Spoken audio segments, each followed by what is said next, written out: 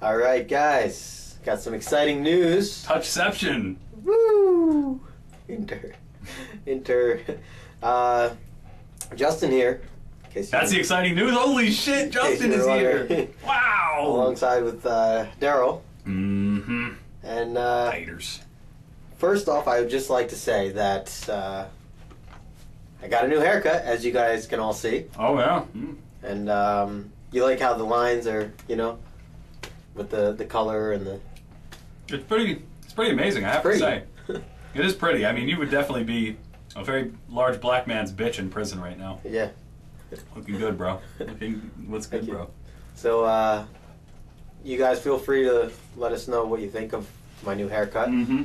And here, I'll even spin for you just so you can see the entire thing. Wow. And Darrell, we have a camera in the mic, right? Mm-hmm. Yeah. Mm-hmm. That's why we have a YouTube video, right? So they've always seen us, right? Yep. Okay. So, anyways, we got some exciting stuff for you guys today. But first, we want to talk about a couple albums here that we did some reviewing for. And so, let's get started here. Get started. Let's get it started. Let's get it started in here. Are you on something right now? MSG. Well, Darrell, you did a review. What? You did a review for the band Unleash the Archers. Don't ever accuse me of doing a review ever again. Motherfucker. Now, they're not from France, right? They're not from France. They are from Vancouver, Canada. Oh. I mean, oh. Oh, cool. Fantastic. Now, what makes this band interesting, and the reason I wanted to bring them up today, is because they are this weird mix of power metal, thrash metal, and death metal. Female fronted. Wow. So now this female front woman, Brittany Slays, she isn't doing what like Epica's doing. It's not like these really like sultry female vocals, you know, trying to get you, you know, all hard in the dick and shit. She's doing power metal. Like she is doing power metal vocals, like soaring power metal vocals. Like you could put her in Stradivarius and it would sound awesome. And also, like male. Yeah. So it's just not with like a Tarzan. female tone. No, it's not like Tarzan. It's not operatic. Like No. okay. Oh, wow. She's doing it well. And then their backup singer there is doing the growls, which, you know, brings in the death metal part. The music is what's really amazing about the album, because it is crazy guitar solos, so you think you're listening to power metal, but some really heavy, I'll call them breakdowns, but not in the sense like we talked about last week, not like chugga chugga chugga. Right. No, not like that. It's like really intense, you know, slow the tempo down and just, you know, beat your head into the ground. So when you take, now just let me give you an example here. When you take, if you took Stradivarius, right? Okay. And then you took Michael from Opeth and had him do background screams for Stradivarius. Oh, wow. It's not exactly like, but you're getting the idea. Yeah. It's this mixture of styles that you wouldn't think go together all that well. That's crazy. So this is a new EP by them. It's called Defy the Skies. And it's a couple songs on there, and it's actually really, really good. I've listened to their other stuff, and I liked it, but this EP really seems to be as good as they've done so far. And, you know, I think that they're really separating themselves from the other female-fronted bands. If you had to check out one track on the album, I would say you should definitely listen to Upon Ashen Wings, because it just starts out really, really fast and heavy. There's like lightning riffs, and she's just hitting all the high notes. It's absolutely ridiculous. And the rhythm section, the bass and drums, incredible. Absolutely fucking incredible. So give them a listen. Unleash the Archers. Has nothing to do with the Hunger Games, I swear. Vancouver, Canada. You should check them out. All right. Now, Justin. Yeah. I accuse you of doing a review. Fine. And I think... Fine. And I think that you should unleash the creamy goo of your review for us now. A review of a band with a name for a name from the Bible, but it's not that name, but it's a name. And it begins with an A, it ends with an Aham, and it's something like Abraham. Yep. So tell us about... Abraham! Yeah, tell us about that. They're actually listed as a post-hardcore band Uh-oh. from Switzerland. Switzerland? Which I found odd in general because, I mean, I don't know, I just assumed that hardcore is just in the United States. Yeah, it's a terrible American phenomena. Yeah. So, you know, I was like, oh, let me, you know, I'll listen to this band and shit on them and be done with it, you know. And, because I can't picture, I don't know, post-hardcore, I can't picture what that sounds like. But listening to it... Post-hardcore is all breakdowns. yeah. Listening to it, it's actually, it was kind of like sludge-y. Really? Yeah. The album is called The Serpent, the Prophet, and the Haw. Excuse me, the Whore. You know what I meant there. I was trying to do an impression of... I think you meant to say whore. Whore. Like who are? Yeah, who are? Now, the band's fairly new. Okay. They had Like a couple how new? EPs, and they came out with an album last year, 2011. So this is their second full-length album. I mean, I never really heard of them before. I know Abraham Lincoln, which that's what I thought maybe. Is he a Abraham vampire Lincoln. hunter these days, Abraham Lincoln? No. I think he invented the internet. Oh, yeah. Well, you know, I had to check it out, and I was actually really surprised. The drumming was what got me, and that I feel like I'm such a sucker for drumming. But You are. it's fucking insane. It's really good. Because I thought, you know, as post, I would have assumed that it was a lot less, you know, metal stuff. But there was a lot of double bass pedaling going on in this album. Some crazy cymbals and snares and toms, and you name it, they had it. It was great. You name it, they had it. Yeah. They have a xylophone? Damn it. Calculator? Oh, I'm sorry. Calculator? Are you a customer? Do we sell them? Do they have a chinchilla? Yeah. They have a chinchilla in the band? Yeah. I have a friend whose last name is Chinchilla. Anyways, he's actually not a friend. I barely know the guy. I don't know why I said he's a friend. But his last name is Chinchilla. Chinchilla, yeah. Why isn't he your friend? Maybe we'd do better with this if we had more friends with the last name Chinchilla. So anyways. What's his first name? Eric Eric Chinchilla, No. If you're out there listening, hit us up. We need you on the show. See, I don't even know his first name, so I can't even, you know, that's how not friends we are. Wait. You know his last name? Because that's what everyone calls him. Chinchilla. Yeah. So you know that his last name is Chinchilla? Yeah. But you don't know his first name? No, it's actually one of my girlfriends. Damn, I hate giving that out, you know. Yeah. Now all the ladies know that I'm taken. Damn it. And not taken like the movie, but, you know. That would be bad. Oh, no. So see, all these Albanians. if this was taken and you were, taken, I would tell you, I'm like, Justin, they're going to take you now. But it's okay. I have a very special set of skills. I write metal reviews, Yeah. and somehow I will use that to rescue you. And if not, can I eat that sandwich? Can you believe they're doing another one? I can't. He's taken two. It should have been like taken again, Yeah, taken also. Yeah, that's what I was thinking. Taken motherfucker. But anyways, so the band Abraham. Oh, right. They have a very distinct sound that I think that you guys should check out. And the vocals were interesting because there's a lot of growling, but some of the, I guess you can call them refrains, had some clean singing in it. And that's where the post kind of came in. Mm-hmm. And but it was like layered, so it sounded pretty You make it interesting. sound like someone in the band plays a post, like a bedpost. And then on the refrain, that's where the post really comes in. Thunk, thunk, thunk, thunk. Ding, ding, ding, ding, ding. No, that's called the triangle. That's not a post. Damn it, I always wanted to play the post. But yeah, so check these guys out. I think it's well worth it. Darrell, you should check them out. I will. I will check them out. Post-hardcore is what they're listing themselves as, but I wouldn't call it anything. I guess they look like they're a hardcore band. They kind of look douchey, but Oh, well. I'm sure they're nice guys. You know, I'm sure they're. Abraham, if you're out there, the band, not the guy, Yeah, then you're a nice guy. Hit us up, dog. you just look Me, you just look a little douchey. That's Me, all. you, and Chinchilla. We can hang out. We'll just start Sorrow Eternal Part 2. Well, now it's exciting. What? Oh, I was supposed to keep talking? Oh, Yeah. So it's exciting because we are, once again, technically it's the last day of September, but close enough.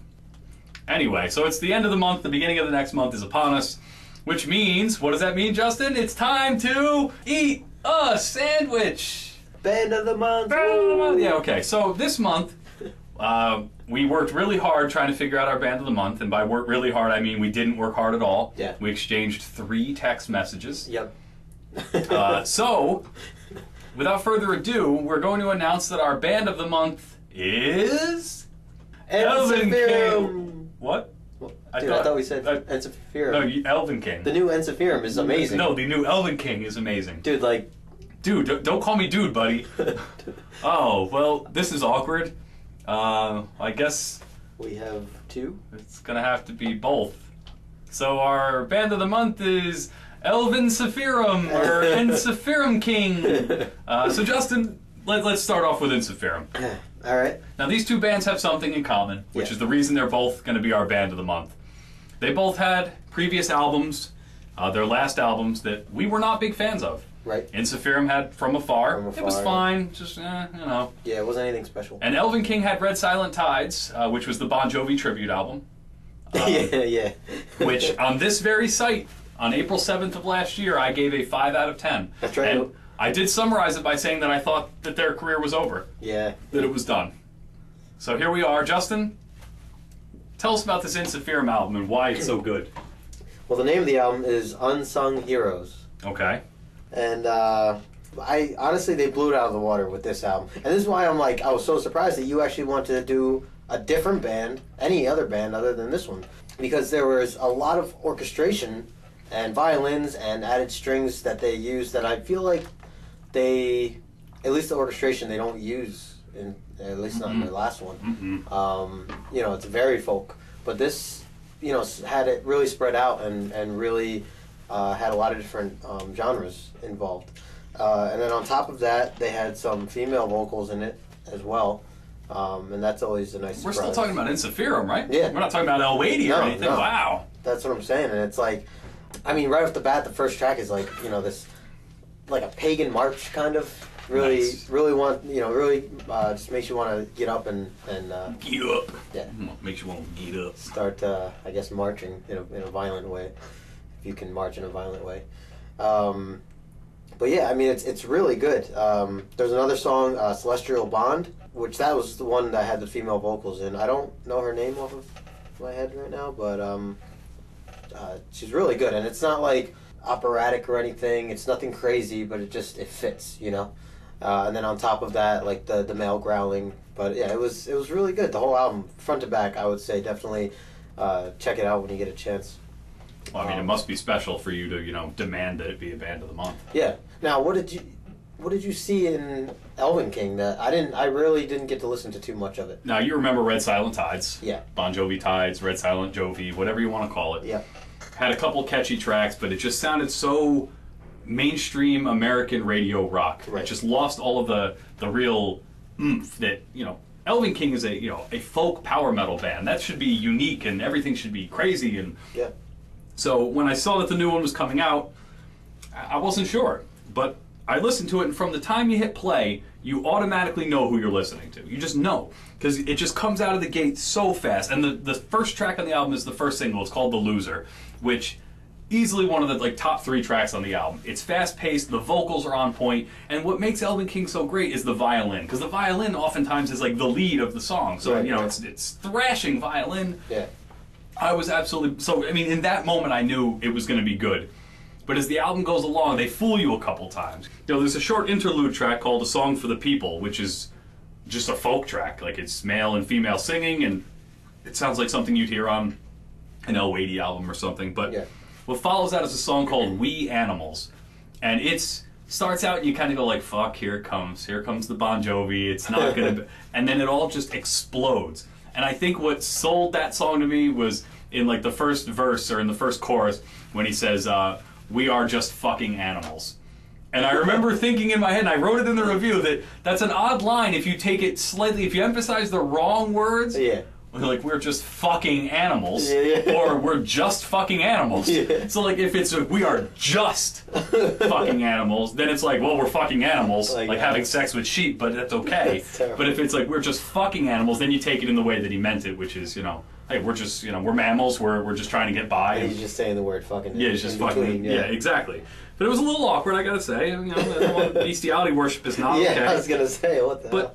But the album just gets so good, and it's even if you get through the first 10 tracks and you think like, wow, this album's really good, the last 3 like sell it even better, because you get a song called Chronicle of a Frozen Era, which is absolutely fucking ridiculous. The guitar work is out of the fucking, just knocked it out of the park. It's the guitars and the violin are like together, like riding each other. Not speaking of fucking animals. Yeah. And the vocalist does some like grunting in the bridge section, which you don't expect from Elven King, because it's typically clean, almost power metal vocals. But just when you get to the end and you think you're done, the last 2 songs. One is called Ophal or Ophalie, I don't know. It's just an instrumental, and it's like pure Celtic folk. It is one of the most beautiful things I've ever heard on a metal album. It's just flutes and violin with like a light tapping drum. Fucking gorgeous. Oh, nice. And then the last song is an instrumental called Kanjar. And I'm not even going to talk about it. You need to listen to this song. It's just one of the heaviest things Elven King's ever done. It's like organized chaos and absolutely just blows you away. And it's an instrumental? All instrumental. I kept waiting for vocals to kick in. You're like, okay, here they go. No, just straight instrumental. But and it works. It works fantastically. Wow.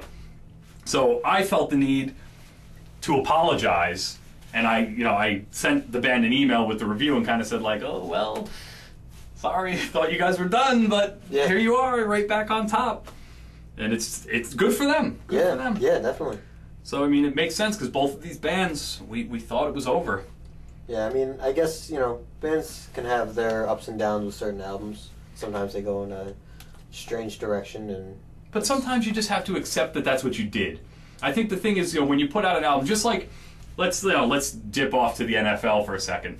The guy on Seattle, Golden Taint, catches the pass, theoretically catches the pass in the end zone to win the game against Green Bay. Everyone in the world knows it wasn't a catch. Yep. He knows it wasn't a catch too. But the guy's a douche enough to say like, nope, absolutely, I caught that ball. Yeah. And it's not even like, well, the ref said I caught it. It was, I caught the ball. No, just come out and say, I didn't catch it, they fucked up. Yeah. So when your band releases a bad album, come out and say like, hey, we thought we were doing the right thing, it just didn't come out right. Yeah. Sorry. Yeah. Next time will be better. Yeah. I mean, it happens. Like you said, it happens. Every band has a bad album. Yeah. Unless you're not from here, you're just human. All right. Or animal. Or you're fucking animal. We're all just fucking animals. Yeah. I'm going to do that later. Yeah. Well, that's interesting. So I guess I'm going to have to go home and really analyze this album here and see if it's as good as you say it is. And I'm going to have to do the same with Insephirum. I've only listened to the first 3 tracks, so yeah. Gonna have to give that some good play. And that was the tough thing with choosing, is that these were pretty recent albums. Mm-hmm. And again, we are pretty tied up when it comes to trying to listen to lots and lots of albums all at once, and trying to get new albums in for you guys and, discover new stuff for you. And at the same time, it's hard to fit in some of the stuff that we enjoy ourselves, and I think that's, the reason why we kind of clashed on this one. But it worked out. Yep. We have 2 bands of the month, which is cool. It's a first for everything. Yeah, and I'm really glad that the Elven King album was so good, because I've been stuck on that Blizzard at Sea EP. Oh yeah. Since we talked about it, 2 weeks ago? Right. I've been stuck on it. It hasn't left my CD player in the car. I've listened to it at least 60, 70, 100 times. So, not that that's a bad thing. Yeah, no, it's just that good. It's just that damn good. Yeah. So many good albums. You'll see next week when we talk about some more. I think we each had some more good ones to really rest our hat on. Yeah, definitely. Which, what sucks? It's going to be really hard picking a top 10. It's going to be really, really hard. Yeah, really hard, Darrell. Really hard to pick a top 10. Do you really mean that, or? Yeah, I really mean it. Ooh, very difficult to pick a top 10 of the year, Darrell. Can you not be sarcastic? Ooh, this is me not being sarcastic. Yes. It's very easy. Darrell, help me. Help me, Darrell.